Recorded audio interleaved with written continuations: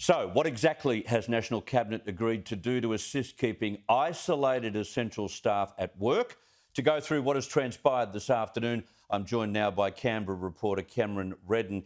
Cam, thanks for your time. Hundreds of thousands of workers have been given a leave pass for isolation if they become a close contact. Can you just explain what these new measures are? Yeah, Chris, good evening to you. So the aim here is to get as many of those key workers back into the workforce as quickly as possible. So under the Prime Minister's plan, close contacts in certain industries will be able to get back to the job after just one negative rapid antigen test. They'll have to take 2 more tests on day 3 and day 5 until they're completely clear. But importantly, they will be working at the time. Now, these exemptions had already been applied to emergency service workers as well as those in the food distribution industry. But importantly today, Chris, the Prime Minister extending that list of exemptions to a long list of other industries. Take a listen.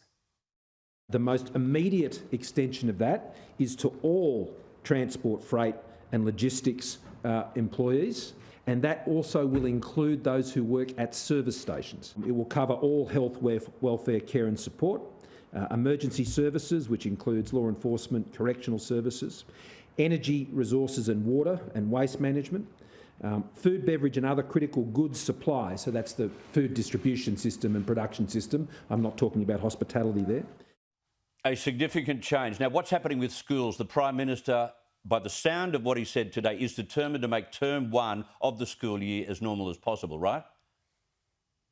Yeah, that's right, Chris, especially after the last couple of years of disruptions. The Prime Minister saying he wants schools to be the last to close and the first to open. Of course, we've already seen South Australia and Queensland delay the start of school by 2 weeks. But the Prime Minister's logic is that, well, if schools are open, then kids are back at school and mum and dad can get back to work. They're not at home hassling mum and dad and the economy can keep ticking over. So we'll have a better idea next week, Chris, of what some of the intricate details will be about how schools will operate this year, particularly around rapid tests and masks. But here is the Prime Minister speaking today, determined to give students and parents a much more normal start to the school year.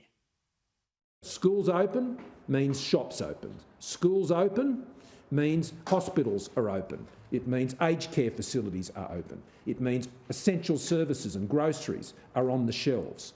That's what schools opens mean, and it's very important they go back. And the health advice is they can go back. And Cam, just finally, the Prime Minister raised the problem of Omicron parties being held. I'd never heard about this before. What's it about?